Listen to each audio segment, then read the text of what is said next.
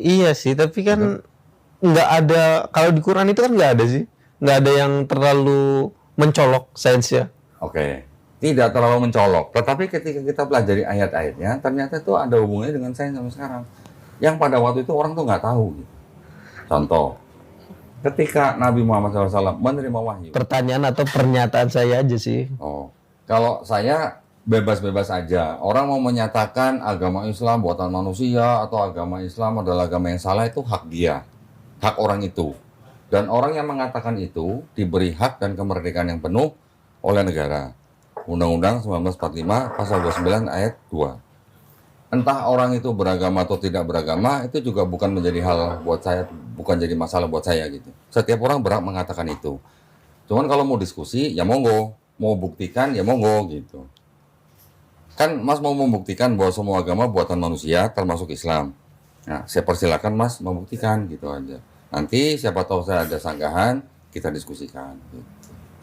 Tapi mohon maaf sebelum dilanjutkan, saya pengen tanya, Mas Dedi ini berarti sekarang agamanya apa? Atau Iya, tidak beragama? belum berubah sih kalau di KTP. Di KTP-nya apa? Islam. Islam. Iya. Pernah menjalankan syariat Islam? Ya sering dong. Sampai umur berapa? Sampai sekarang masih Jumatan. Loh, sampai sekarang masih Jumatan? Iya. Berarti sekarang Mas Dedi sebagai Muslim? Iya, bisa dibilang Muslim, tapi ya Muslim masih. Muslim. Masih Muslim. Tapi menyatakan mau membuktikan bahwa Islam buatan manusia. Iya. Tapi ya ini. Gimana? Iya ini apa namanya? Pengen sharing lah, sharing Oke. aja, sharing. Tapi Mas Dedi sudah menjadi ateis apa belum? Enggak percaya Tuhan tetap kita kalau kita Percaya Tuhan. percaya Tuhan. Beriman kepada rukun iman Islam nggak? Kalau ditanya beriman, pernah beriman. Sekarang tidak. Karena saya harus tahu dulu nih, posisi kerohaniannya Mas Dedi lawan diskusi saya nanti gimana. Jangan sampai saya berargumen tapi tidak matching gitu. Rukun iman, kayaknya udah, kalau rukun iman sama rukun Islam ya, kayaknya udah kurang. Tidak beriman. Kurang beriman. Kurang Kurang beriman. beriman. Dari 6 rukun iman yang mana yang tidak diimani? Kalau Tuhan ya Tuhan, oke. Malaikat? Malaikat sih mungkin ada, tapi nggak tahu namanya ataupun. Oke, tapi masih mengakui, masih beriman. Kitab-kitabnya? Kitab enggak, Nabinya? Nabi enggak, Hari akhir? akhirnya enggak. Qadar dan qadar? Kodar enggak ada, Enggak juga. Enggak. Berarti Mas cuma beriman pada Allah SWT dan malaikatnya. Iya. Dengan dua iman ini, apakah Mas Dedi bisa mengaku sebagai Muslim? Enggak. Terus ngapain Jumatan? Toleransi. Siapa yang minta toleransi orang ateis harus Jumatan? Apa butuh toleransi untuk Jumatan? Karena ini sih ya, karena kan masih ada. Apa karena kerja? Ya, ada toleransi lah, ini ada toleransi. Tidak perlu toleransi sebenarnya. Orang mau tidak beriman ke Islam tidak perlu Jumatan walaupun KTP-nya Islam. Tapi saya yakin Mas Jumatan karena Mas kerja di, betul? Masuk ke bukan Muslim kan itu yang aneh mungkin. Makanya Mas masih ikut Jumatan. Ya, tapi saya ingin tahu, karena saya ingin tahu makanya saya jadi tahu posisinya kerohanian Mas Dedi di mana. Kalau memang tidak mengakui dua itu haknya Mas Dedi ya. Sekarang kalau Mas Dedi mau membuktikan bahwa Islam buatan manusia, monggo silakan. Ya sebenarnya kalau menurut saya sih teorinya gampang sih, kayak misalkan Hindu dan Buddha kan buatan manusia. Hindu dan Buddha ya. Iya, bukan samawi kan. Oke. Terus Nah, kalau misalkan ditarik itu kan sebenarnya cuma ada 3 sebenarnya. apa? Agama Samawi. Samawi itu kan sebenarnya cuma ada 3, Yahudi, Nasrani sama Islam. Kalau misalkan kita lihat dulu awalnya itu di Eropa itu kan, kenapa bisa orang Yahudi ini bisa mencetuskan agama Yahudi ya karena mereka sebenarnya kalau saya saya telaah ya, karena kalah perang, karena kan dulu Romawi menguasai Eropa, sehingga mereka itu kalah dalam hal peperangan atau fisik gitu, sama dengan Romawi, sama orang-orang Romawi. Yahudi kan tadinya di Eropa tadinya, kemungkinan. Saya potong. Iya. Yudaisme tidak bermula di Eropa. Iya, tapi setelah mereka terusir, Iya. kan kemungkinan orang Yahudi ini orang Eropa juga tadinya, karena terusir kalah sama Romawi, kemungkinan ya, hipotesisnya itu mereka melipirlah ke arah ya sekarang Israel itu. Nah, disitulah mereka pengen mengalahkan Romawi dengan apa? Yaitu bikin tandingan dari mengalahkan dengan otak. Oke, Mengalahkan dengan otak itu artinya membuat mereka buat suatu kepercayaan atau ya ajaran pendidikan yang berupa agama itulah. Karena di Romawi juga udah menganut sistem dewa-dewa kan, artinya itu mereka sudah punya sistem belief tersendiri gitu. Jadi dari situ mulanya. Nah, ketika Yahudi ini mentoknya di mana? Karena harus ada hubungan darah gitu. Harus ada hubungan darah. Terus jadi pengikutnya untuk orang-orang Romawi itu kurang bisa ngambil gitu. Orang-orang Romawinya itu nggak kesedot ke orang-orang Yahudi. Terus?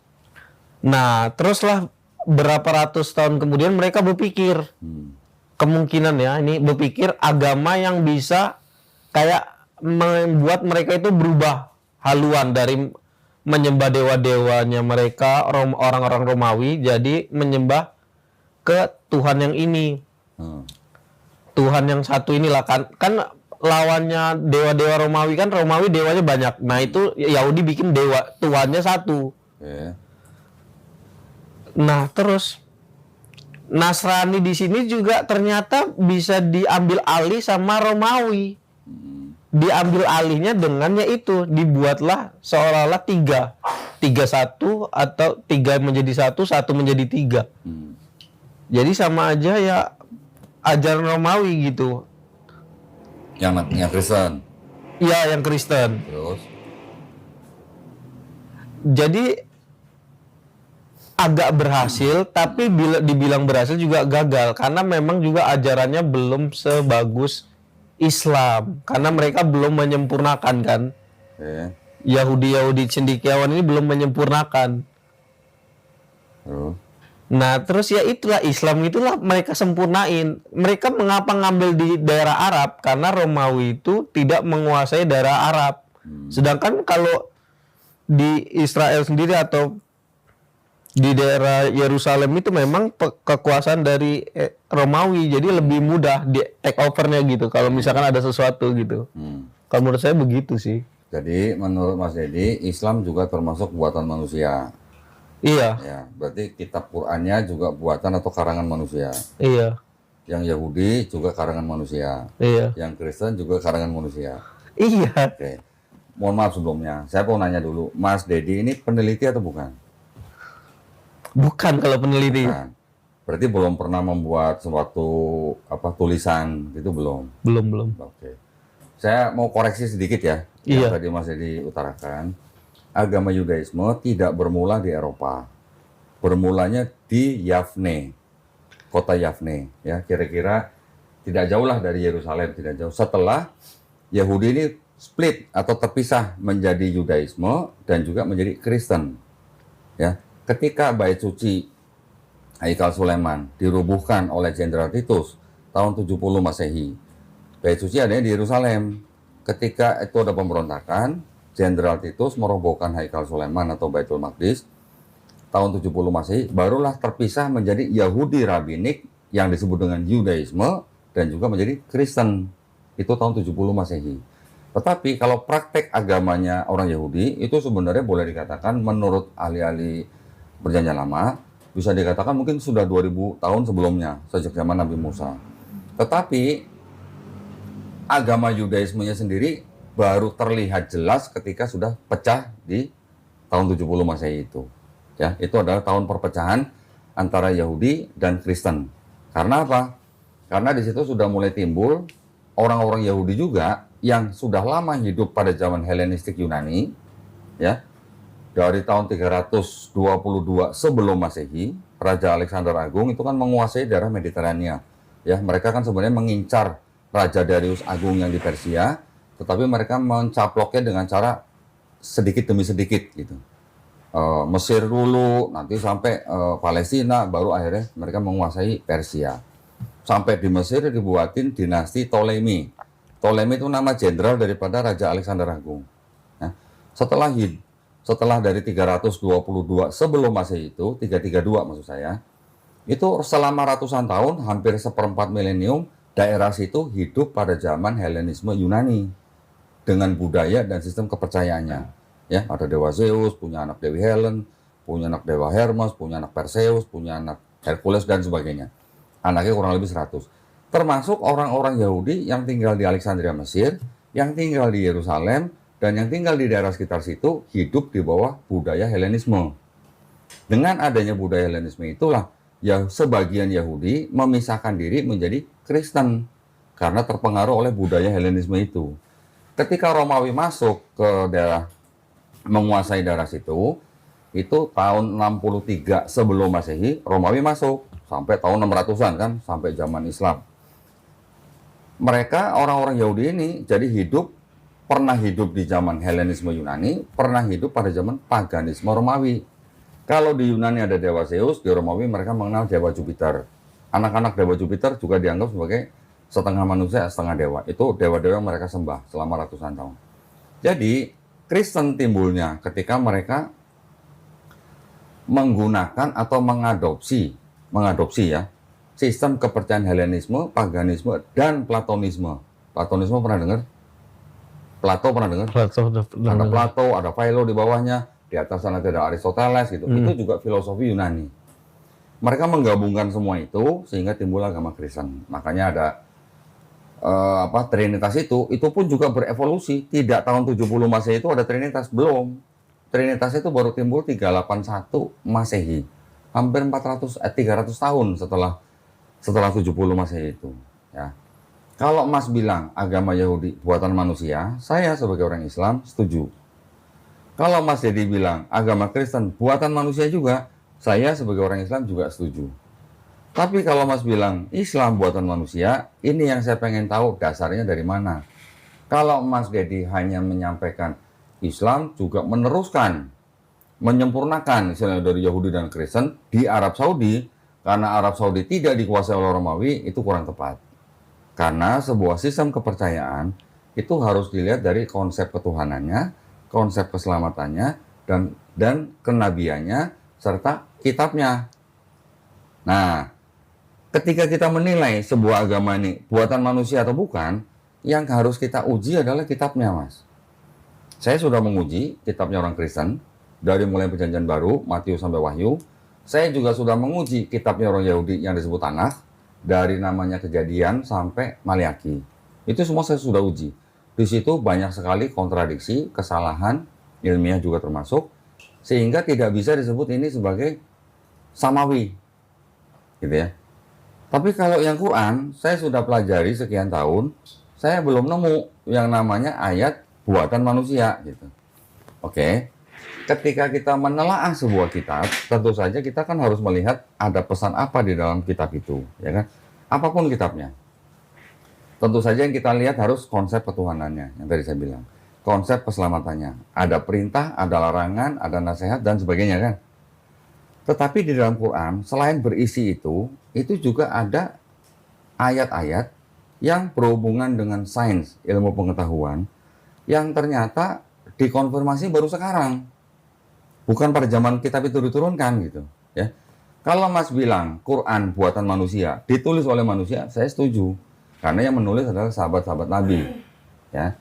Tetapi ketika isi di dalam Quran itu atau konten di dalam Quran itu kita perhatikan, kita pelajari, ternyata banyak ayat yang pada saat itu sudah ada, tapi pada saat itu belum ada ilmu pengetahuan. Ilmu pengetahuan mungkin kita tahu, ulama-ulama Islam kita kan juga baru sudah melakukan penelitian kira-kira dari mulai abad 6 sampai abad 8 atau abad 9 lah.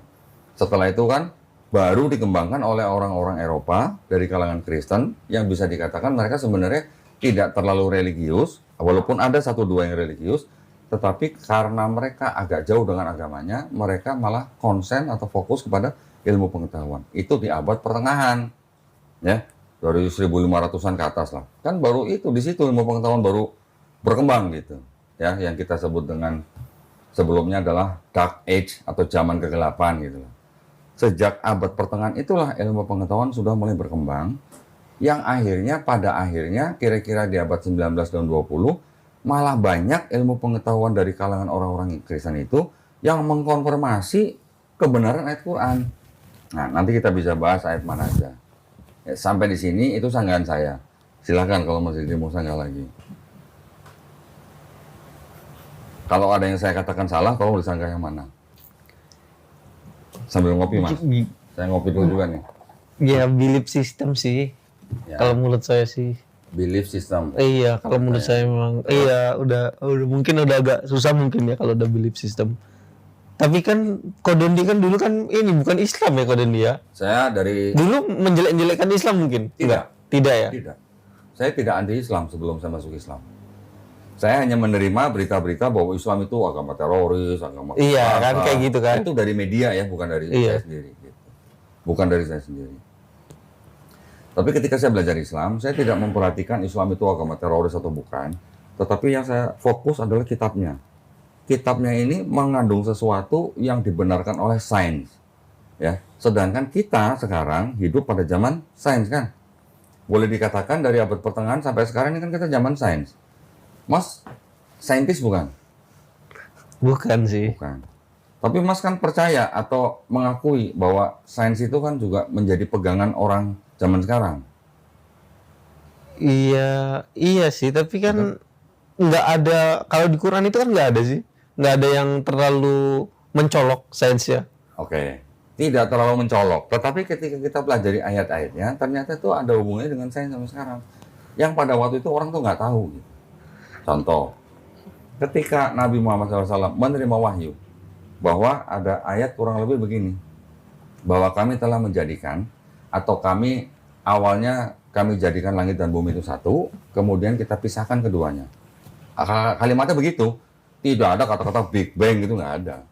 Tapi pada zaman sekarang kita tahu ada namanya Big Bang. Big Bang itu apa? Sebuah letupan besar yang ada di alam semesta, yang akhirnya membentuk alam semesta yang kita sekarang tinggalin gitu. Langit dan bumi awalnya menyatu, terus kami pisahkan keduanya. Itu apa kalau bukan Big Bang, maksud saya?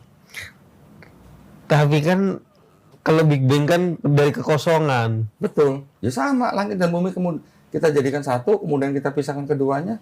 Situ mau bilang itu kekosongan, situ mau bilang itu adalah energi yang meletup. Monggo silakan dengan istilah zaman sekarang. Tapi pada zaman itu, teori itu sudah ada. Sedangkan pada zaman sekarang, kapan teori Big Bang itu muncul?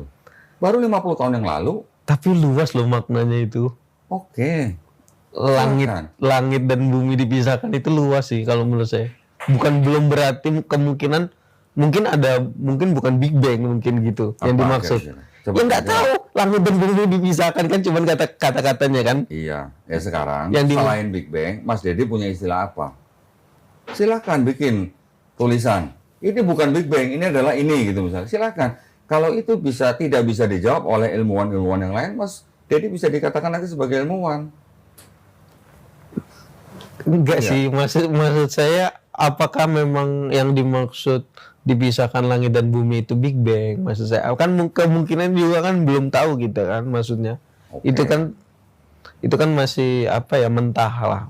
Okay. Sekarang kalau pada zaman Nabi Muhammad SAW dengan ayat seperti itu, orang-orang yang membaca ayat itu kira-kira mereka paham nggak langit dan bumi dulu satu terus kemudian pisahin? Kira-kira orang-orang pada zaman itu paham nggak? Dengan kalimat pada awalnya kami jadikan langit dan bumi satu, kemudian kami pisahkan keduanya, orang pada zaman itu aja nggak paham. Apalagi kalau mau dengan istilah yang lain gitu istilahnya. Betul nggak?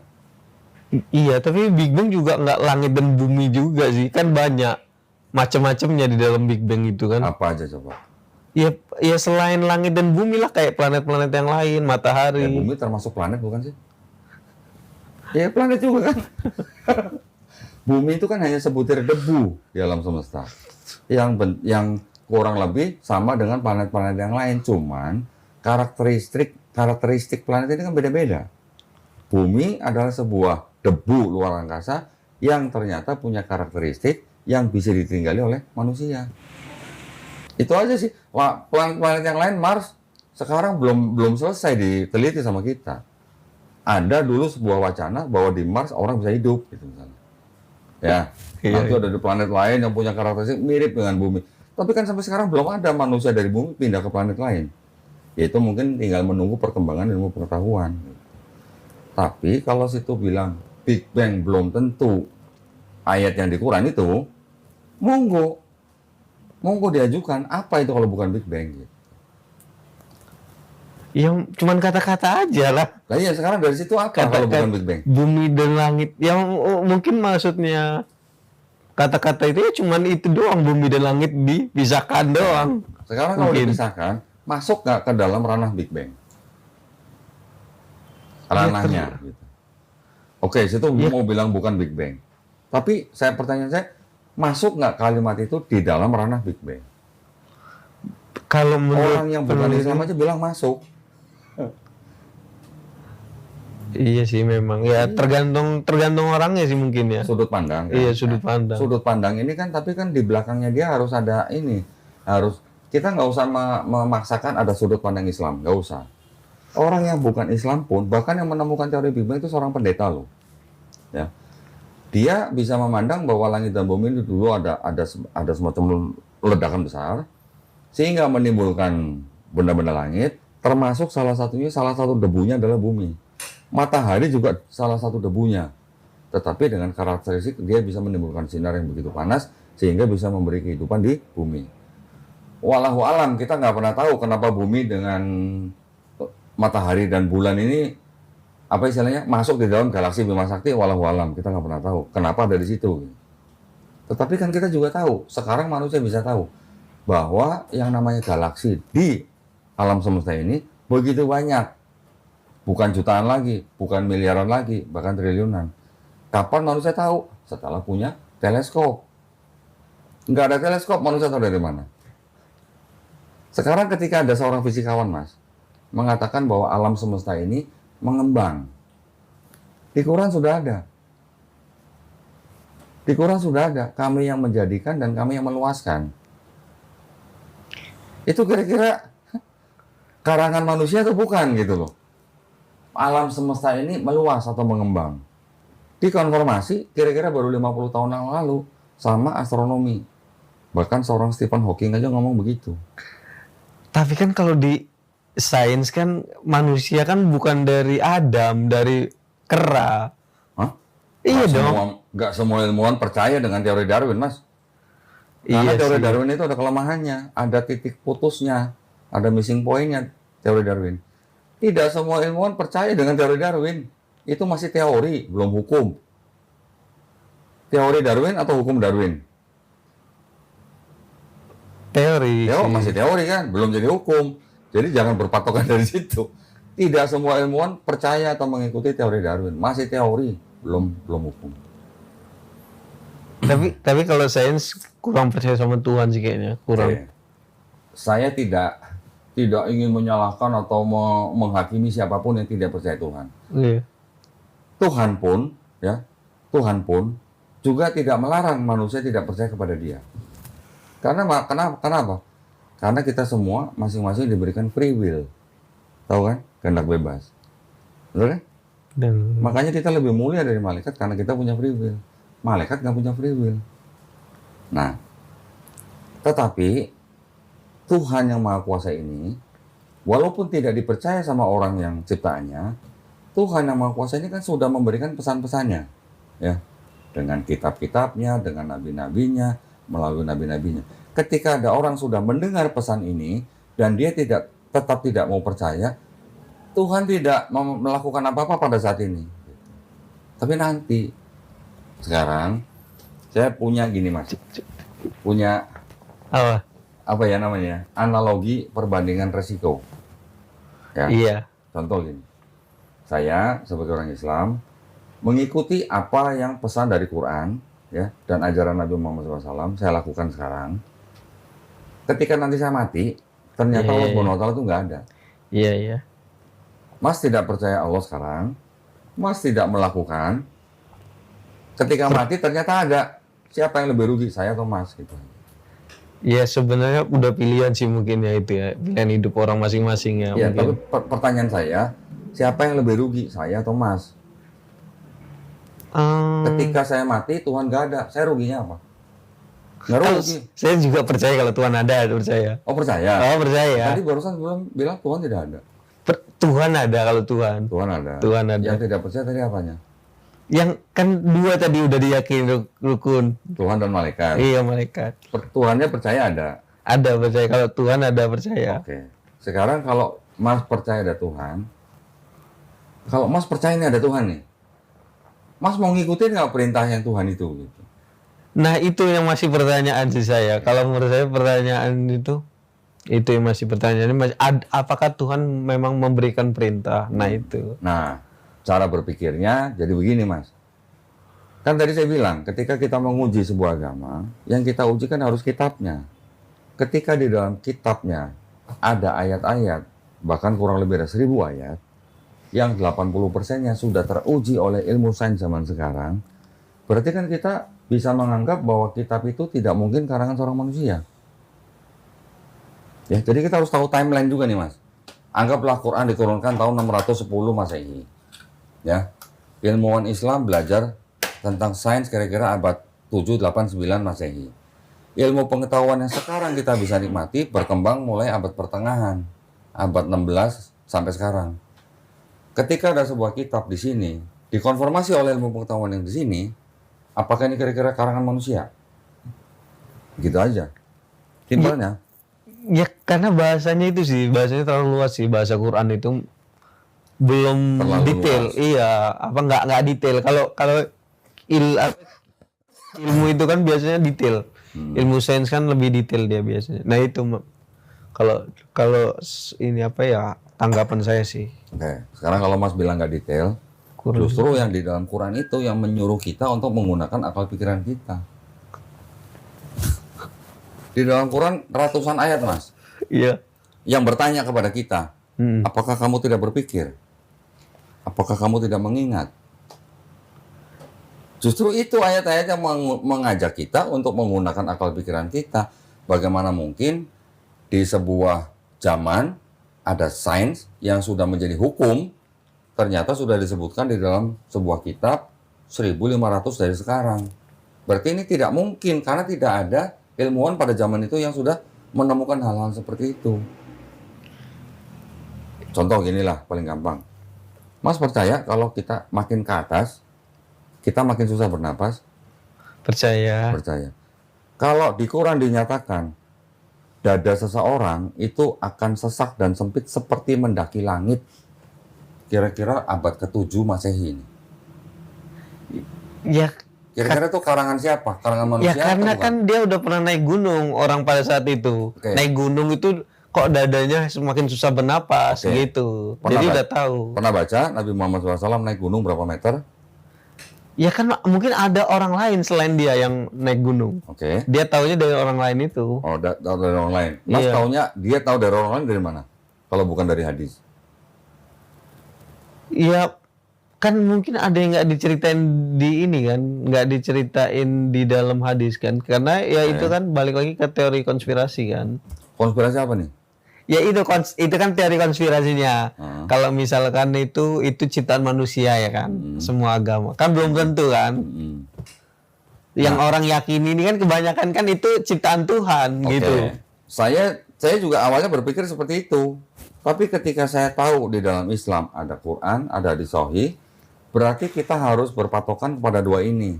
Ketika kita tidak bisa membuktikan Nabi Muhammad SAW diberitahu oleh orang yang pernah naik gunung yang sangat tinggi, jangan kita klaim, maksud saya. Kita harus ada buktinya dulu. Nggak diklaim Nabi sih. Muhammad SAW tahu dari mana, gitu. Karena setahu saya Nabi Muhammad SAW tidak pernah keluar area Arab Saudi, ya. Dia tidak pernah ke Selat Gibraltar. Dia tidak pernah ke Gunung Mount Everest. Kira-kira manusia akan susah bernapas di ketinggian berapa, Mas? Saya juga nggak naik gunung, tapi pasti kerasa sih, pasti susah. Karena kan semakin ini kerasa pasti. Iya. Gunung apa yang paling tinggi di Arab Saudi? Kita harus cari tahu. Sekarang zaman Google kan gampang, tinggal klik aja. Gunung apa yang paling tinggi di Arab Saudi? Ya nggak ada. Makanya. Jadi dari mana Nabi Muhammad SAW tahu kalau semakin tinggi manusia naik ke atas, mendaki langit, dadanya kan sesak dan sempit. Ya pasti mungkin ada yang udah pernah dia pernah dengar dari orang mungkin gitu. Carikan saya buktinya Nggak itu. tahu. Nah, jadi kalau kita mau berdiskusi atau mau berargumentasi, kita harus punya bukti-bukti yang bisa Iya. dipertanggungjawabkan. Maksud saya gitu, Mas. Iya, iya. Masalahnya, ini abad 7 ya, Mas ya? 7 Masehi ini. Baru di tahun 1648, abad 17, seorang saintis namanya siapa? Pascal. Baru dia orang yang pertama kali mengatakan semakin tinggi kita ke atas, oksigen makin tipis. Bedanya 1000 tahun, Mas. Abad 7 sama abad 17 nih. 1000 tahun. Baru ada orang mengetahui oksigen makin tinggi, makin tipis. Baru di abad 18, 19 oksigen makin diteliti lagi oleh ilmuwan-ilmuwan lain. Apakah mungkin seorang nabi yang disebut Ummi, tidak pandai baca tulis, tahu bahwa semakin tinggi ke atas orang semakin sulit bernapas? Setinggi-tingginya Nabi naik gunung paling banter apa sih? Gua Hiro. Berapa meter? Baru ratusan meter. Kalau kita bandingkan dengan Mount Everest, 8.800 meter. Ya karena ya banyak timnya mungkin ya, punya tim mungkin itu. Yahudi Jalan-jalan gitu, naik gunung gitu. bukan Yahudi kan, banyak Yahudi di Arab juga kan. Yahudi di Arab Iya, ada. Terus banyak. Yahudi Ya mungkin siapa itu yang naik tim-tim. gunung dadanya sesak dan sempit? Saya pengen denger. Mungkin ya, nggak tahu, kita kan nggak tahu, berandai-andai aja. Nah, kalau saya bilang sebaiknya kita jangan Berandai-andai ya. Kita harus punya literasi. Tapi kalau kayak gitu, saya mau tanya aja. Karena saya juga kan posisinya memang belum begitu paham ya kan. Jadi saya mau tanya aja. Misalkan ya, kalau kan hadis itu kan bukan dari firman langsung dari Tuhan kan. Bukan. Tapi kenapa itu jadi sumber hukum? Gini, yang namanya menyusun hadis kan ada SOP-nya. Mas tahu yang disebut sahih itu yang syaratnya seperti apa? Iya, tahu. Apa? Harus apa dulu nih? Periwayatnya jelas, jelas. jujur, nggak pernah ini. Alim. Itu berarti sanad ya. Sanadnya tuh berarti itu. Periwayat yang Ya, artinya jalur periwayat gitu lah. Itu namanya sanad gitu. Jadi ada syaratnya kan tadi kan, orang yang meriwayatkan harus alim, nggak pernah bohong, dan periwayatannya sampai kepada Rasulullah. Iya. Ya. Jadi artinya apa? Ketika yang meriwayatkan ini orang-orang yang alim dan sampai kepada Rasulullah, ini baru disebut sahih. Kalau satu periwayat aja dia pernah berbohong, nggak usah bohong sama manusia, Mas. Bohong sama ayam aja. Manggil ayam pura-pura mau ngasih makan. Ketika datang tangannya kosong. Riwayat yang disampaikan oleh orang seperti itu, derajatnya dari sahih langsung turun jadi hasan. Hasan itu masih baik, tapi belum sahih. Iya. Di bawah hasan nanti ada lagi dhaif misalnya gitu. Iya. Jadi ketika kita mempelajari hadis itu juga ada ilmu seperti itu, dan periwayat-periwayat yang tadi Mas bilang harus alim itu juga ada kitab-kitab sendiri. Ini orangnya siapa, orang tuanya siapa, kapan lahirnya, kapan matinya, itu ada. Ada kitab-kitab yang menjelaskan itu. Iya, maksud saya isinya Isinya itu artinya matannya.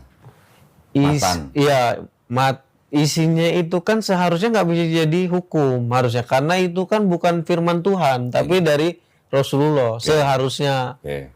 Gini, Mas. Gini. Di dalam Quran juga ada ayat yang berbunyi begini. Taatilah Allah, taatilah Rasul. Ya, itu ada ayatnya. Ketika ada kata-kata taatilah Rasul, berarti kita harus mengikuti sunnah Rasul, kan begitu. Sunnah Nabi ini.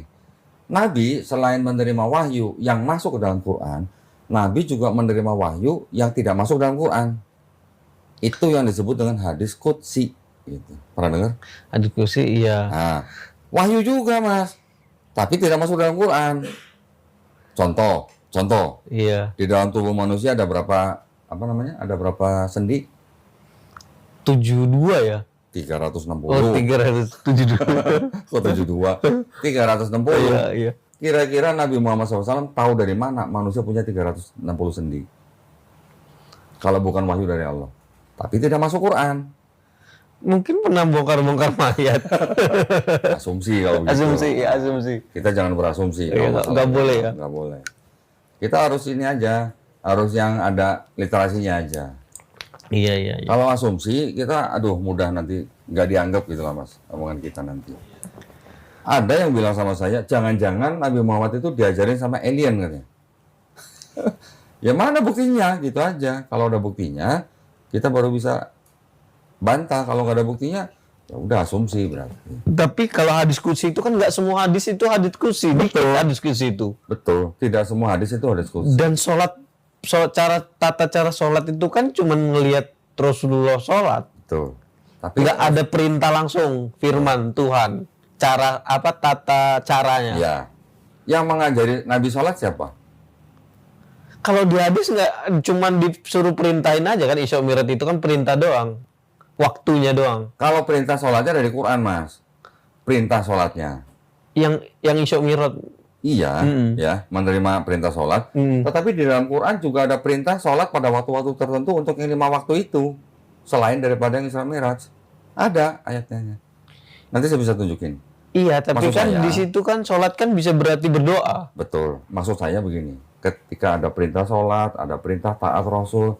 Berarti Rasul juga mengatakan kepada kita, sholatlah seperti apa yang aku lakukan. Sholatlah seperti sholatku gitu. Ya kan? Berarti kan kita diperintahkan sholat seperti sholatnya Nabi. Sedangkan Nabi sholat, di Quran tidak disebutkan subuh 2 rakaat, zuhur 4 rakaat, asar 4 rakaat, maghrib 3 rakaat, isya 4 rakaat. Nggak disebutin rakaatnya. Iya. Tetapi Nabi melakukan sholatnya, dia melakukan subuh sekian rakaat dan setiap sholat itu berapa rakaat karena diajarin sama siapa? Diajarin sama malaikat Jibril alaihissalam. Jadi ketika Nabi sholat subuh 2 rakaat, ya sudah kita tinggal ngikutin. Oh, kalau subuh 2 rakaat. Oh, sebelum subuh 2 rakaat itu ada sholat qobliyah subuh. Ya, kita cuma ngikutin karena kita diperintahkan sholatlah seperti sholatku. Iya, tapi nggak ada ininya kan. Tapi setahu saya nggak ada, Nabi itu nggak pernah bilang kalau dia, Jibril itu ngajarin sholat sekian gitu. Coba cek. Cek ya, ada ya? Ada. Kalau nggak ada, bagaimana kita bisa tahu bahwa Nabi diajarin sholat oleh malaikat Jibril? Cek, makanya kita harus agak luas wawasannya, Mas. Jangan kita berasumsi sendiri.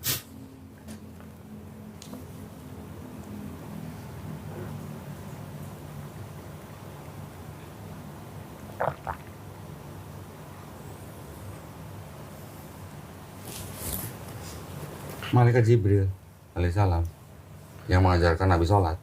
Iya. Cari hadisnya, tinggal dicari hadisnya. Hadisnya di mana gitu. Jadi ketika malaikat Jibril alaihissalam mengajari Nabi sholat, subuh sekian rakaat, zuhur sekian rakaat, sholat ini sekian rakaat, Nabi tidak bertanya kepada malaikat Jibril, kenapa yang ini sekian rakaat? Malaikat Jibril juga ngasih tahu, kalau ini harus sekian rakaat ya, karena ini sayangnya nggak diajarin sampai segitu.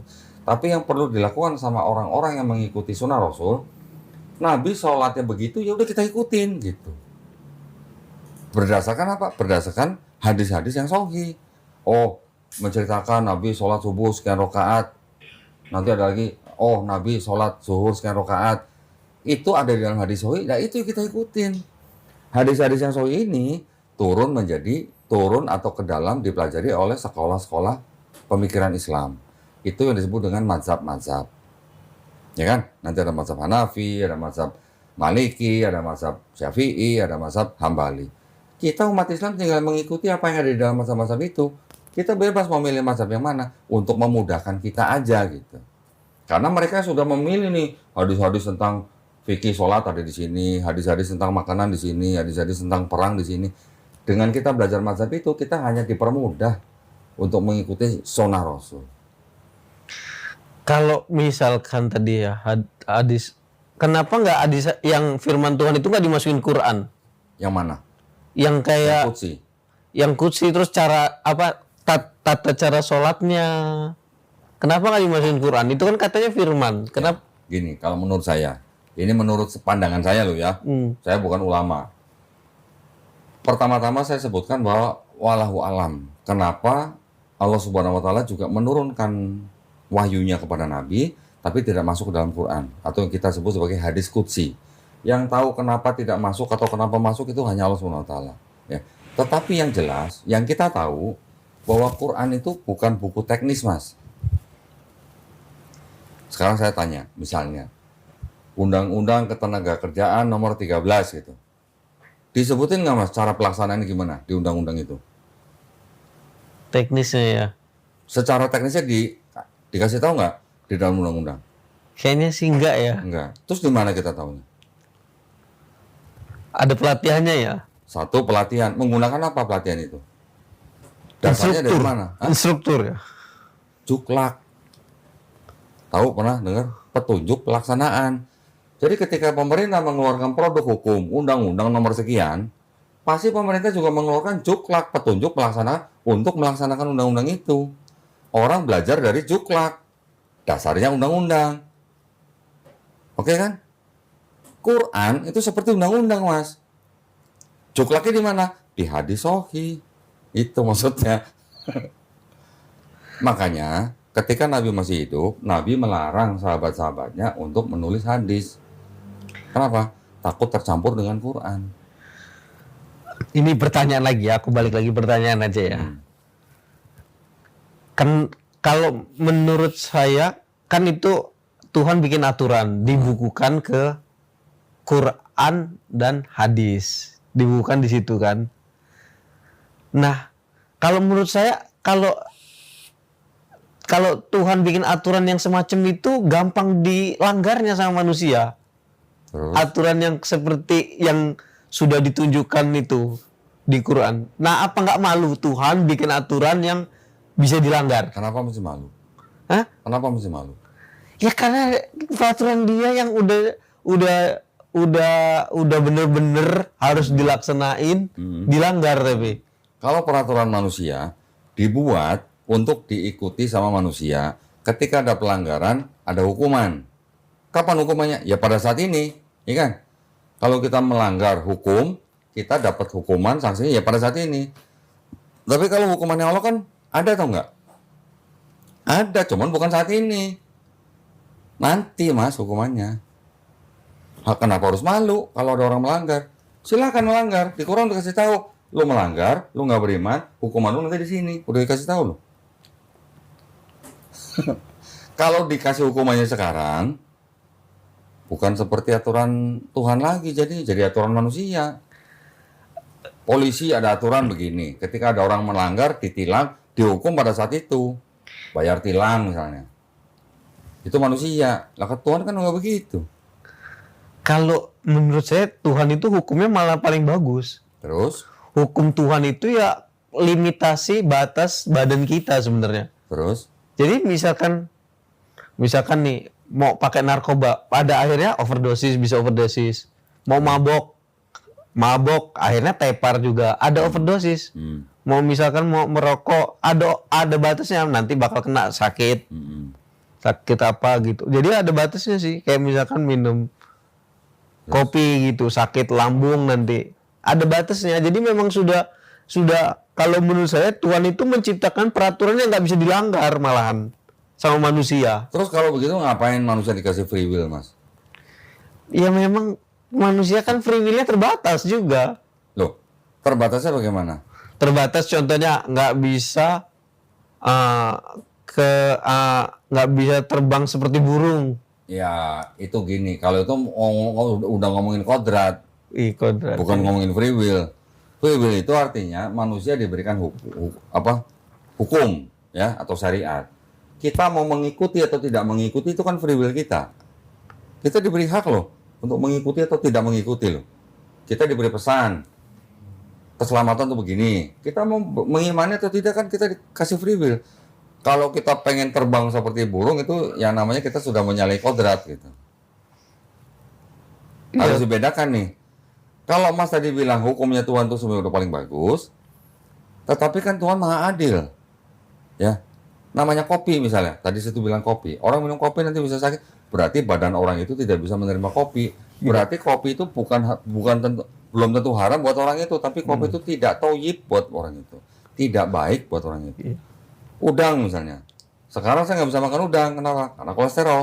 Berarti udang itu tidak thayyib atau tidak baik buat saya. Tapi kalau buat orang yang bisa makan udang, tidak kena kolesterol, apakah langsung diharamkan juga? Enggak. Ada yang diharamkan, tapi juga ada yang thayyib atau tidak thayyib buat kita. Kita sendiri yang tahu, Mas. Itu artinya apa? Artinya kita yang harus bisa mengendalikan hidup kita, mengontrol hidup kita. Kita mau hidup sehat, ya udah jangan makan sesuatu yang beresiko buat kita gitu. Karena kita tahu kita punya penyakit apa misalnya. Itu harusnya, konsepnya sih.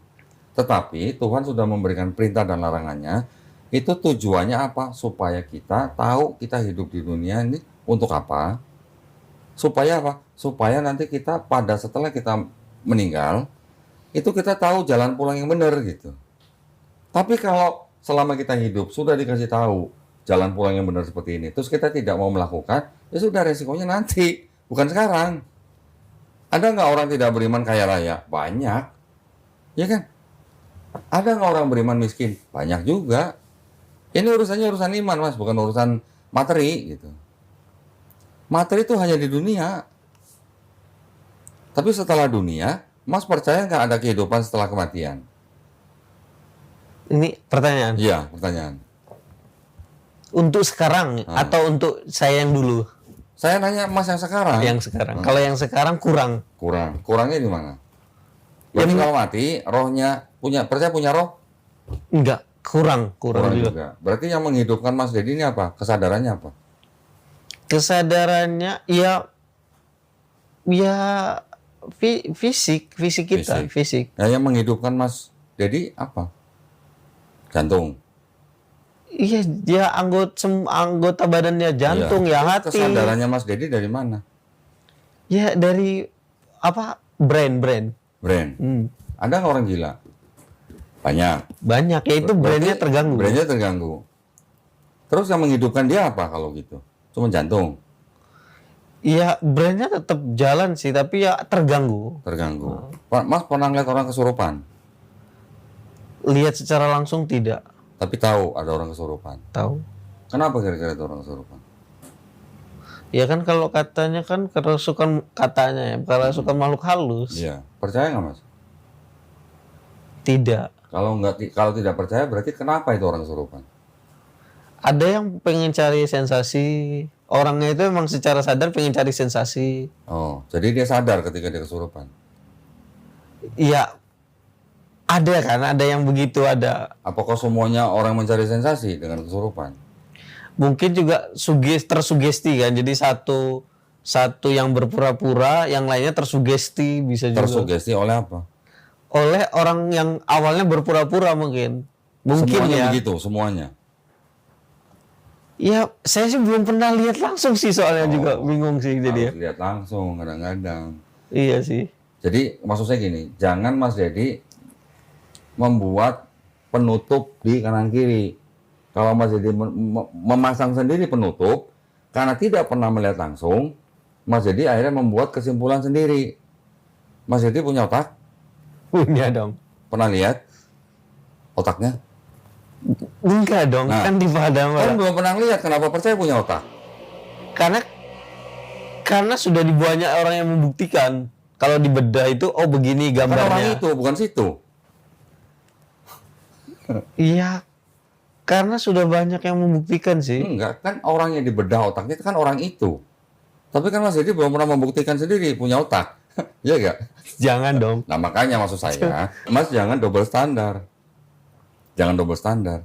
Ketika ada kejadian, bukan pada diri kita, terus kemudian orang ini juga kita sudah tahu ada orang begini, jangan kita memandang itu dengan asumsi kita aja. Maksud saya jangan kita menolak keilmuan dari orang lain. Maksud saya gitu. Enggak sih, saya toleransi sih. Saya sangat Saya nggak toleransi. bicara toleransi sih. Oh enggak ya? Enggak. Gimana? Saya bicara sikap kita sebagai orang jangan double standar gitu maksud saya. Oh kalau yang begini karena saya nggak bilang ngeliat orang kesurupan, saya menganggap orang-orang kesurupan itu orang-orang yang cari sensasi. Jangan begitu. Oh iya. Nah, Artinya, orang yang kesurupan itu kita bisa buktikan bahwa dia tidak sadar pada saat itu. Karena apa? Karena ketika diajak komunikasi, orang itu pun nggak tahu dan dia juga nggak sadar, nggak ingat gitu. Dia tadi kenapa gitu. Banyak yang begitu kan. Orang yang kesurupan mana mungkin dia sadar, mana dia tahu. Nah, maksud saya, kembali lagi nih. Mas percaya punya ruh nggak? Untuk sekarang kurang. Kurang. Ya berarti kan sama aja. Mas juga punya otak nggak? Karena Mas nggak pernah ngeliat ruh, makanya nggak percaya. Mas juga nggak pernah ngeliat otaknya sendiri, makanya kenapa Mas percaya punya otak gitu. Kalau ruh ini kan kayak gini masalahnya. Kalau ruh itu, kalau menurut saya Goib. bukan goib. Kan ruh ini seolah-olah kita nih kita ini bisa keluar dari badan fisik gitu kan, ruh ini kan. Kalau dalam Islam ya kan, ruh ini kan bisa keluar dari badan kita, nanti dibangkitkan lagi di hari akhir bersama dengan tubuh kita. Tapi kemungkinannya mustahil. Kenapa? Karena yaitu harus ada badannya juga. Kalau badannya udah menghilang, kemungkinan udah susah sih. Apakah bayangannya Mas nanti kalau kehidupan kematian seperti tubuh kita tuh tubuh seperti yang sekarang manusia sekarang? Sudah pernah ke sono balik lagi belum? Kayaknya ada hadis-hadisnya kan. Kita itu bakalan muda di dalam surga itu nggak pernah tua. Kan berarti kan. Ya, tapi apakah itu yang kita bayangkan tuh seperti tubuh kita di bumi sekarang? Kan enggak dong. Tapi Kalau seperti tubuh kita berarti kita perlu ke toilet dong. ya mungkin tidak buang Sekarang air gini aja kecil deh. mungkin. Sekarang gini aja deh. Mas ingat nggak waktu di rahim ibu makan minum nggak? Ya karena belum belum lengkap ya. Iya, makan minum nggak ketika masih jadi bayi di rahim ibu? Ya mungkin ya nggak inget ya. Lah iya, nggak ingat kan? Tapi kan tahu kan dengan ilmu kan? Kalau kita mau pelajari, kan kita harusnya tahu bahwa bayi di dalam rahim ibunya pun dikasih makan sama ibunya. Iya. Yang makan ibunya, tapi bayi juga ikut makan kan? Kotorannya dibuang kemana? Ya karena masih jadi satu mungkin ya. Nah, jadi maksud saya, kita jangan berpatokan pada diri kita sekarang yang pada saat ini. Kalau ada manusia yang bisa makan di dalam rahim ibunya aja, terus itu kita tidak mau tahu, terus giliran kita melihat masa depan atau yang kehidupan setelah kematian, Mas samakan dengan kehidupan yang sekarang, tapi Mas nggak ingat pada alam rahim, itu arti kita apa? Double standar berarti kalau gitu. Mungkin ya. Begitu memang. Jatuhnya begitu. Mas nggak percaya ada ruh kenapa? Saya mau Kalau tanya. dulu percaya kalau dulu. Nah, sekarang kenapa nggak percaya? Karena nggak pernah lihat atau kenapa? Ya karena kalau badan kita rusak susah sih. Susah apanya? Badannya itu udah hilang gitu, udah hilang. Ketika roh itu keluar dari tubuh kita, ya udah tubuh itu mati. Akan habis makan cacing tanah. Iya. Ya. Tapi ketika manusia itu masih hidup, energi apa yang membuat manusia itu hidup gitu loh. Kalau bukan roh. Tapi kan tulang belul katanya kan kalau kita hari akhir itu dibangkitkan dengan sumsum tulang belakang kita kan. Yang udah ribuan tahun kan udah hilang tulangnya semua. Itu kayaknya agak ada kesalahan itu. Itu kesalahan juga nggak? Kesalahannya karena Mas melihat dari kondisi tubuh kita sekarang. Mas berpikir itu nanti akan sama dengan tubuh kita yang sekarang gitu. Bentuknya seperti apa, sistemnya seperti apa, mekanisme seperti apa, itu nanti urusannya di alam lain, Mas. Kita sekarang lagi hidup di alam dunia, ya, dengan segala kondisi fisik kita. Kita juga diberi kesempatan untuk berpikir, untuk belajar segala ilmu pengetahuan tentang tubuh kita dan tentang alam semesta ini. Ketika kita tidak mau mempelajari, tapi kita tidak percaya dengan yang kehidupan setelah kematian, kita tidak mengaku orang beriman, ya nggak apa-apa. Tetapi ya resikonya nanti, gitu aja. Iya. Nah, makanya bukti bahwa Allah itu ada, bukti bahwa Quran itu berasal dari Allah, yaitu di Quran. Nah, orang banyak yang bilang begini kan, saya tidak percaya ada Tuhan karena saya tidak bisa melihatnya. Banyak yang gitu kan? Enggak, saya percaya kalau Tuhan pasti saya percaya. Tuhan seperti apa yang Mas Dedi percaya? Nah, ini pertanyaan lagi ya. Kalau menurut saya Tuhan ini atau pencipta langit dan bumi ini nggak perlu nama. Kalau dia punya nama sama kayak manusia dong. Nggak juga. Hah? Nggak juga. Malaikat ada nama nggak? Nah, aku nggak tahu apakah Tuhan pengen ada malaikat atau enggak. Aku juga nggak tahu. Bisa juga dia pengen, misalkan dia kesepian di mana di alam dia pengen nyiptain malaikat, ya nggak apa-apa. Ya terserah dia, namanya apapun kita nggak tahu. Terus Kalau menurut saya, Tuhan tidak perlu nama, kita manggilnya apa? yang nggak perlu kita panggil, memang nggak perlu. Kita nggak perlu minta. Memang kita itu memang harus melakukan semuanya sendiri karena memang sudah hukum alamnya begitu. Hukum Maksudnya alam siapa? Siapa menentukan hukum alam? ya karena Tuhan nggak pernah memunculkan juga kan, memunculkan dirinya. Angin perlu nggak memunculkan dirinya? Enggak, maksudnya dalam artian aku itu, kalau memang benar Tuhan ingin kita itu menyembah Dia, kan lebih mudah caranya begitu. Menurut kita, menurut situ kan. Iya. Nah, menurut Tuhan yang menciptakan kita, menurut sama. Sekarang, kalau Tuhan bisa muncul, kita bisa ngelihat, adil nggak buat orang buta? Ya kan masih ada sumber-sumber yang lain. Sumber apa? Sumber misalkan, itu dijelaskan sama orang. Oh, hari itu Tuhan datang gitu, memunculkan diri. Kan yang buta juga tetap bisa tahu. Taunya dari mana kalau dia nggak bisa ngelihat? Dari itu pengumuman bahwa ada Tuhan. Pengumuman bisa dipercaya apa enggak? Yang sebenarnya lebih gampang lagi sih kalau Tuhan mau memunculkan diri. Tinggal di dalam pikiran manusia, tinggal diisi aja sama Tuhan. Jadi ada memori dalam pikiran kita ini yang nggak bakal hilang bahwa Tuhan itu ada gitu. Nah, sekarang padahal kita nggak pernah ngelihat. Nah, di memorinya Mas ada nggak Tuhan? Ya nggak ada. Hah? Nggak ada? Ya nggak pernah lihat gitu. Apa nggak pernah muncul memori gitu loh maksudnya. Loh, tadi Mas bilang percaya Tuhan. Enggak, maksud saya kan kalau yang buta tadi kan, yang buta, kalau yang buta ini solusinya begini, berarti ada lagi solusinya. Misalkan yaitu Tuhan memunculkan dari setiap kepala kita itu, yaitu ingatan bahwa ada Tuhan begitu. Jadi nggak perlu melihat, harus percaya. Hah? Berarti maksudnya untuk orang buta, dia tidak harus melihat Tuhan, tapi dia harus percaya kan? Iya, karena kan udah dimunculin dari ingatannya sendiri. Itu untuk orang buta, apalagi untuk orang yang bisa melihat. Kenapa dia harus melihat untuk percaya gitu maksudnya? Berarti kan ada kondisi yang tidak sama untuk manusia nih. Sama-sama manusia nih padahal nih. Yang nggak apa-apa kalau manusia kan memang tempat ini. Tempat apa? Tempat kurang. Tempat kurang. Kurang dan salah. Jadi Mas mau bikin aturan sendiri gitu? Enggak, bukan.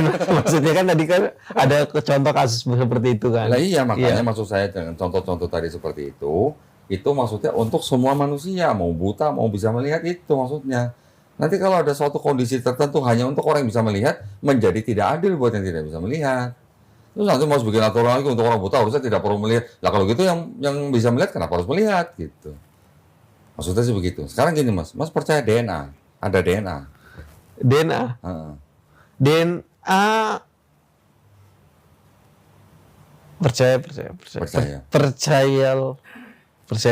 bahwa manusia ini semua punya DNA kan? Iya, DNA kan ya, DNA ya. DNA saya dengan DNA Mas Dedi sama nggak? Iya, beda dong. Beda. Unik kan? Setiap manusia DNA-nya unik kan? Iya. Siapa yang mendesain DNA itu? Tuhan dong. Ya saya percaya Tuhan memang. Mau dibolak-balik kayak mana saya juga percaya Tuhan. Percaya Tuhan? Percaya Tuhan. Terus kalau percaya Tuhan kenapa tidak mau mengikuti kitabnya? Ya karena menurut saya yang sekarang, saya kurang yakin apakah itu memang buatan Tuhan atau buatan manusia. Oke. Mas kurang yakin apakah bisa jadi karena Mas tidak mempelajari kitabnya? Saya dulu cukup sering sih belajar kitabnya. Mempelajari. Sering. Terus mentadaburi. Mentadaburi. Baca terjemahannya lah. Baca terjemahannya. Mentadaburi sih meresapi gitu ya. Iya lumayan lah kalau baca terjemahan itu ya lumayan lah. Oke. Tapi sekarang tidak percaya bahwa itu firman Tuhan. Sekarang ya Kurang. kurang. Ketika tadi saya sebutkan bahwa di ayat Quran ada ayat yang sudah dikonfirmasi sama sains sekarang, menurut Mas gimana? Ya karena cuman ini sih ya itu sainsnya masih Tahu nggak kekurangannya Mas apa? Ketika ada Quran, Mas tidak mempelajari secara penuh, tapi Mas juga tidak mengetahui sains zaman sekarang. Jadi Mas tidak melihat relate-nya antara sains dengan Quran. Saya bukan bicara bahwa di Quran itu nanti perintahnya tentang apa, larangannya tentang apa. Itu singkirin dulu dah, begini. Tapi ketika ada ayat yang berbicara tentang sains, dikonfirmasi oleh sains zaman sekarang. Itu yang Mas tidak lihat nih. Itu sih menurut saya. iya mungkin kita belajar lagi mungkin ya. Berarti Mas kurang mempelajari apa hubungannya Quran ini dengan sains, apa korelasinya, membuktikan apa dengan sains, gitu Mas. Saya masuk Islam karena Quran dikonfirmasi sama sains, saya akhirnya mengambil kesimpulan bahwa Quran ini tidak mungkin dikarang oleh seorang manusia. Karena pada saat itu belum ada mikroskop, teleskop, sonar, dan sebagainya. Belum ada alat-alat seperti sekarang. Orang zaman sekarang bisa menimbulkan hukum sains karena mereka menggunakan alat-alat yang semakin lama semakin canggih. Mikroskop, teleskop, dan sebagainya. Pada zaman itu belum ada alat-alat itu. Kalau bisa mengatakan sesuatu yang sama, jaraknya 1500 tahun, berarti kita harus bisa mengambil kesimpulan bahwa Quran itu tidak mungkin dikarang oleh manusia. Gitu aja sih. Ada seorang profesor, namanya Profesor Keith Elmore, ahli embriologi, menulis buku namanya judulnya The Developing Human. Buku The Developing Human itu dipakai di seluruh universitas yang belajar tentang embriologi. Ketika dia tahu bahwa di dalam Quran ada ayat-ayat yang menceritakan atau kronologi tentang embriologi, dia tidak percaya itu karangan Muhammad. Dia sebagai seorang Kristen Presbyterian bisa ngomong, nggak mungkin Quran itu karangan Muhammad. Kenapa? Karena Muhammad tidak punya mikroskop. Yang punya mikroskop saya. Saya bisa menulis buku The Developing Human karena saya pakai mikroskop. Yang embrio apa sih, ayat yang mana sih? Al-Mu'minun kalau nggak salah. Kayak nggak spesifik sih, kalau menurut saya kurang spesifik aja sih, cuman itu aja. Kalau mau spesifik belajarnya di universitas Mas. Karena Quran bukan buku sains, ya.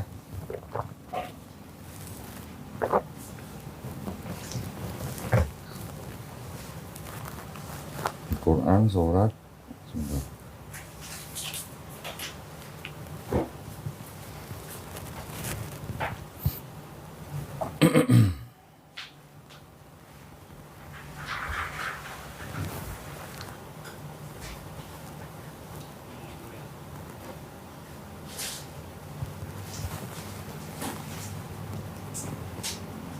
Iya, Quran surat Al-Mu'minun, Quran surat Qiyamah,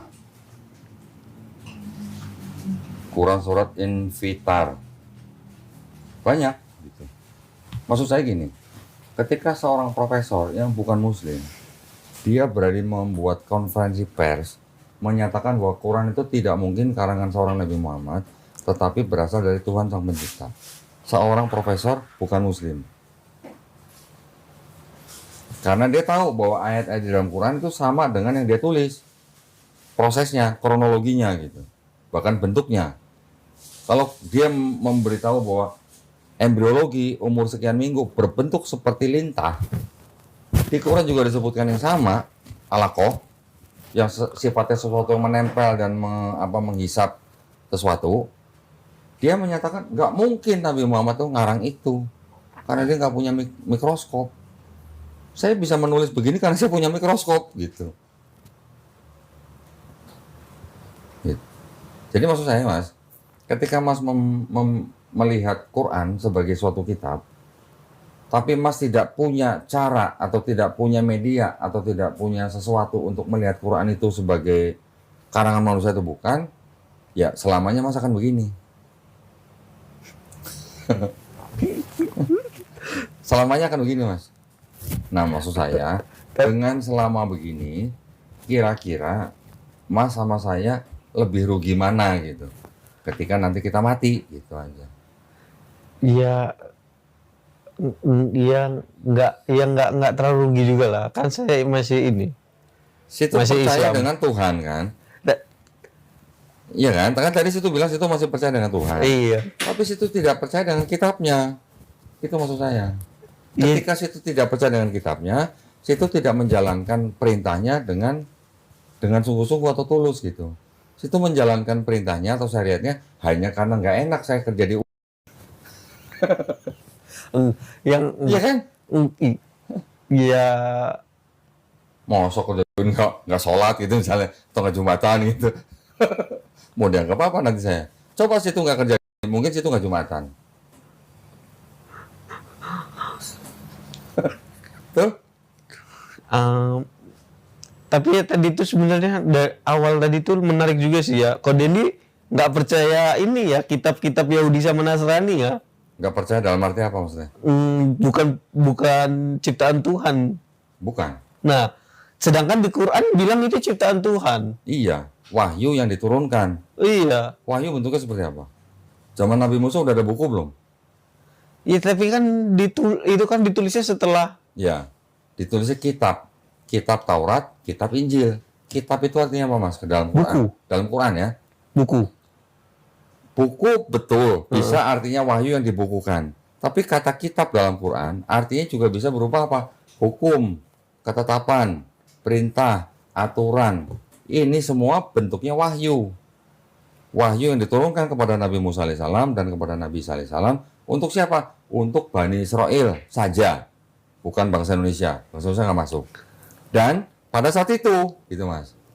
Jadi ketika sebuah kitab itu bisa artinya hukum, perintah, aturan, ketetapan yang diberikan kepada suatu kaum tertentu melalui nabinya. Berarti Belum tentu harus berbentuk buku mas. Nasrani sama Yahudi nggak punya kitab dong aslinya, nggak punya buku. Nah, sekarang mau disebut Yahudi dan Nasrani, yang sekarang mereka punya kitab yang disebut dengan Taurat dan Injil, itu bukan Taurat dan Injil yang dimaksud oleh Quran. Saya berani ngomong gitu. Saya bisa buktikan. Nah, terus yang dimaksud Quran yang mana berarti? Sudah bersama dengan nabinya. Karena awal tadi saya bilang, kitab Taurat dan kitab Injil adalah wahyu-wahyu yang diturunkan kepada Nabi dan Rasulnya untuk Bani Israel pada zaman itu. Wahyu bentuknya seperti apa? Wahyu ya malaikat Jibril ya Nah, biasanya. semua. Nabi Musa emang terima wahyu dari malaikat Jibril alaihissalam. Langsung dari Tuhan, Nabi kan? Musa. Ada 10 perintah Allah. Nabi Isa apa menerima wahyu atau kitab dari malaikat Jibril? Tidak ya. Tidak ada ceritanya kan? Ya. Mungkin melalui malaikat Jibril kita nggak tahu karena tidak diceritakan ya. Tetapi yang jelas namanya wahyu itu kan pesan atau pengetahuan yang diterima oleh Nabi yang masuk ke dalam kolbunya dan baru disampaikan kepada umatnya. Tapi apakah saya tanya, apakah berupa buku? Harus berupa buku. Ya karena Quran buku sih ya patokan kita. Quran itu mushaf kita sebutnya. Ya, Mushaf. mau disebut buku oleh orang di luar Islam pun boleh. Tapi itu buat kita adalah mushaf. Tapi mushaf itu bisa menjadi mushaf itu kan karena ingatan-ingatan orang hafiz Quran. Orang-orang yang setor ayat, ada saksinya, dan segala macam, baru diterima masuk dalam mushaf. Tapi kalau kitabnya Yahudi dan kitabnya Kristen, kitabnya Yahudi itu baru ada 1000 tahun setelah Nabi Musa wafat. Kitabnya Kristen baru ada hampir 400 tahun setelah Nabi Isa diangkat. Bedanya di situ. Tapi kalau mushaf Quran, kapan? Berapa tahun ada setelah Nabi Muhammad SAW wafat? Nggak sampai 2 tahun, Mas. Kan ini zaman khilafah ketiga Utsman. Zaman Abu Bakar emang ada verifikasi. Kan belum dibukukan tapi. Sudah. Disimpan oleh anaknya Umar bin Khattab, namanya Hafsah. Itu yang dipinjam sama khalifah yang ketiga Utsman untuk menjadi master kodifikasi yang kedua. Ketika Abu Bakar menjadi khalifah, nggak sampai 2 tahun kan, mushaf Quran udah jadi. Ya langsung kan iya. Iya. Pada zaman Nabi sudah ditulis belum? Sudah. Cuman belum menjadi satu mushaf gitu. Ditulisnya sudah sama sahabat-sahabat, tapi masih terpencar-pencar. Menjadi mushaf ketika diusulkan oleh sahabat Umar karena banyak penghafal Quran yang tewas di perang Yamamah. Gitu. Berarti nggak sampai 2 tahun tuh udah jadi mushaf tuh. Tapi yang Yahudi 1000 tahun setelah Nabi Musa meninggal, yang Kristen 400 tahun setelah Nabi Isa diangkat. selama baca Quran atau baca hadis, orang Islam tidak akan pernah membaca Nabi Musa dan pengikutnya menulis kitab Taurat. Kita orang Islam juga tidak pernah membaca Nabi Isa dan Hawariun menulis kitab Injil. Kita orang Islam juga tidak pernah membaca di Quran, maksudnya Allah yang menurunkan Taurat dan Injil, dan kami pula yang menjaganya. Ada nggak? Nggak ada kan? Ya tapi kita diajarin di ngaji-ngaji mereka punya kitab sih. Kitab yang mana? Ya itu Injil, Yang mereka pegang? Taurat iya. Yang mereka pegang? Bukan, Mas. Iya maksud itu yang udah salah ini kan. Nah, kalau sudah dirubah-rubah, apakah itu yang dimaksud Taurat dalam Injil? Dalam Quran? Bukan. Nah, sudah. Karena sudah berubah. Bukti. Di Quran misalnya kita bilang surat As-Saff misalnya ayat 6. Nabi Isa mengatakan bahwa nanti akan ada Rasul lagi namanya Ahmad. Di kitab orang Kristen yang sekarang ada nggak nama Ahmad? Saya udah cari Mas, nggak ada. Berarti kalau gitu, apakah itu Injil yang dimaksud Quran surat As-Saff ayat 6? Bukan dong? Bukan ya. Ketika di Quran surat Al-A'raf misalnya, ayat 157. Mereka beriman kepada Nabi yang ummi, yang namanya tertulis dalam Taurat dan Injil. Di dalam kitab Kristen yang sekarang, dan kitab orang Yahudi sekarang, ada nggak nama Muhammad gitu? Nggak ada. Kalau nggak ada, berarti apakah itu kitab Taurat dan Injil yang dimaksud oleh Quran surat Al-A'raf ayat 157? Itu kan bukan. Gitu maksud saya. Iya. Sampai abad 89, Mas, orang Yahudi masih percaya bahwa yang menulis 5 kitab Musa, Kejadian, Quran, Imamat, Bilangan, Ulangan, itu Nabi Musa katanya mereka. Tapi ketika di abad-abad pertengahan, dengan segala kemajuan teknologi, para sarjana sudah bisa membuktikan bahwa 5 kitab Musa itu tidak ditulis oleh Nabi Musa, tetapi ditulis oleh 4 kelompok sekolah pemikir. Namanya siapa? Yahwis, Elohis, Deuteronomis, dan Priestley.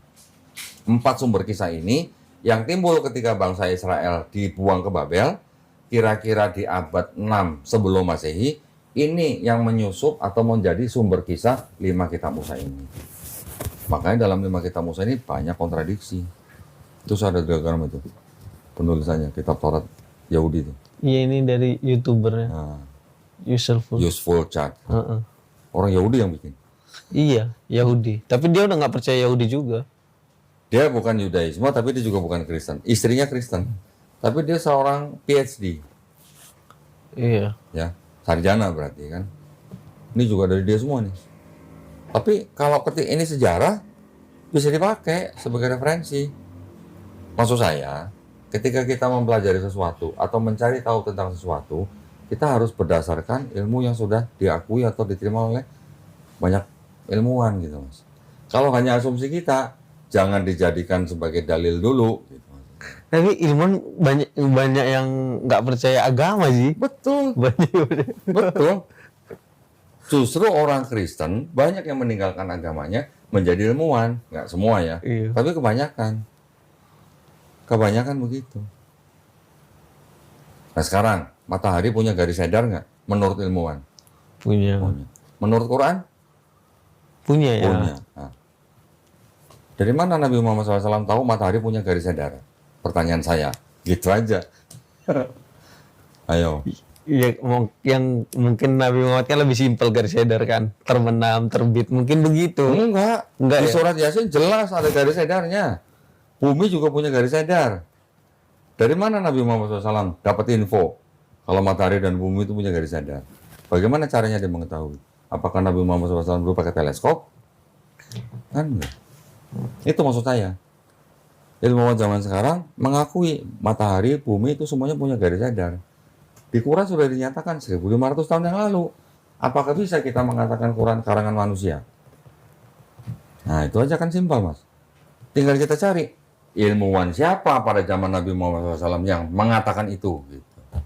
Kalau ada ilmuwan lain yang mengatakan bumi dan garis sedar, ketika dia hidup bersama dengan Nabi Muhammad SAW, kita bisa menuduh Quran itu karangan manusia.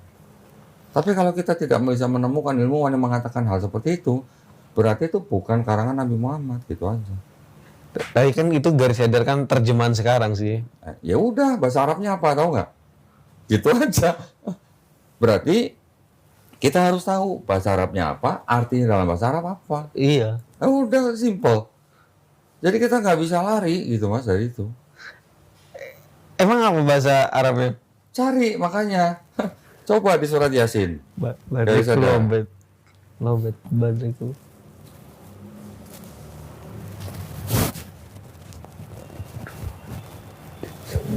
Gimana? Kalau kita nggak pernah meriset sendiri, kita akan seperti itu terus Mas. Ayat 40.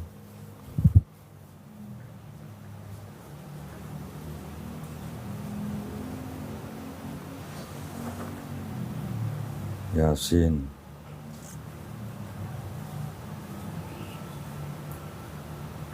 Ayat 40. Coba di sini wa kulung fi falaki yasbahun. Masing-masing beredar pada garis edarnya. Situ kalau tahu bahasa Arab tolong koreksi kalau ini salah. Gitu aja. Kalau kita tidak punya kemampuan bahasa Arab, terus kita mempertanyakan terjemahan itu, ya kita harus bisa membuktikan bahwa itu terjemahannya salah, gitu aja. Itu yang saya tunggu dari orang yang mengkoreksi atau mengkritisi Quran. Banyak di luar sana Mas, yang mengkritisi Quran banyak, macam-macam. Tapi mereka nggak bisa membuktikan. Salahnya di situ. Seorang profesor pun kalau dia nggak bisa membuktikan, sudah. Iya.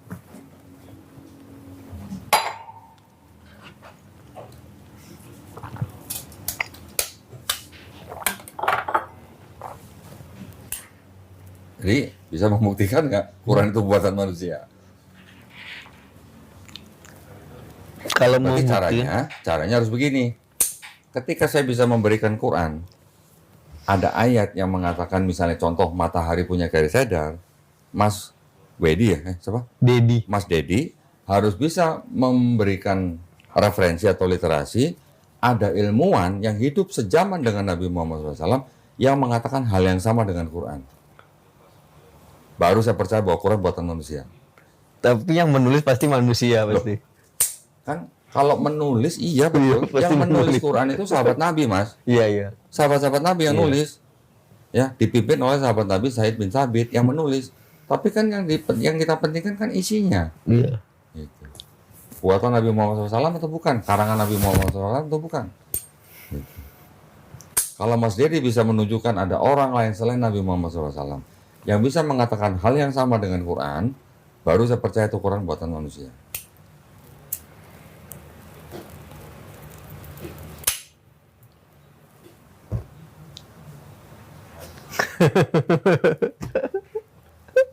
Permintaan saya berlebihan nggak? Enggak kan? Hah? Enggak, saya juga enggak ini sih, cuman Nah. Itu yang bingung ya. itu yang perlu kita pikirkan, Mas. Saya memikirkan itu sebelum saya masuk Islam. Saya berpikirnya seperti itu. Ketika saya sudah mempelajari, oh punya Kristen banyak kontradiksi, buatan manusia. Ketika saya mempelajari kitabnya Yahudi, wah ternyata banyak kontradiksi juga. Ah ini buatan manusia. Kitab yang lain juga begitu. Tapi ketika Quran, saya menerapkan cara yang sama. Saya tidak menemukan ada orang yang mengatakan hal yang sama selain Nabi Muhammad SAW yang persis sama dalam Quran. Kalau ada, saya nggak akan masuk Islam, Mas. Iya, iya.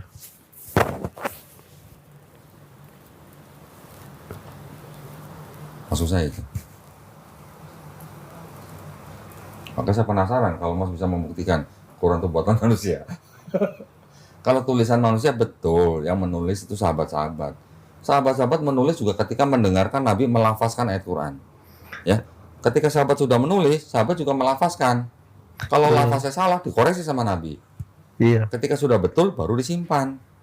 Nah, makanya ketika sahabat Nabi mengkodifikasi Quran menjadi mushaf, sahabat juga menerima ayat-ayat itu masuk dalam mushaf dengan cara apa? Mendengarkan mereka melafazkan. Iya, iya. Sampai akhirnya pada zaman Khalifah yang ketiga Utsman bin Affan, kodifikasi itu diulang karena ada Quran-Quran yang berdialek lain, bacaannya berbeda dialek, itu yang diseragamkan. Iya, ngikutin bacaan Quraisy ya. Ya, betul. Iya, tapi ilmuwan banyak sih yang udah buktiin Al-Quran itu, kayaknya udah banyak yang neliti Al-Quran. Banyak. Tadi kan saya sebut Profesor Iya. Kit Elmore, Profesor Maurice Bucaille, Profesor Frank Press. Ya, Frank Press itu baru 50 tahun yang lalu, Mas. Iya, iya. Menulis buku judulnya The Earth. Dia berani sebut gunung itu pasak. Sama dengan di Quran. Iyalah.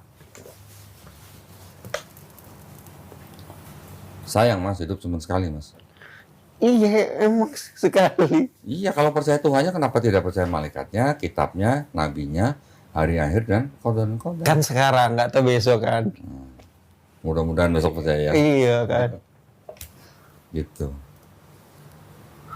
Kalau kita sudah bisa membuktikan bahwa Nabi itu, satu, dia adalah orang yang umi, tidak pandai baca tulis, kemudian dia bisa mengatakan sesuatu yang tidak mungkin diterima dari manusia, tidak mungkin dikarang oleh manusia, berarti orang ini benar-benar Nabi, gitu, Mas. Contoh tadi, sendi kita ada 360. Ahli ortopedi mana yang hidup sejaman dengan Nabi yang mengatakan manusia punya 360 sendi? Gitu.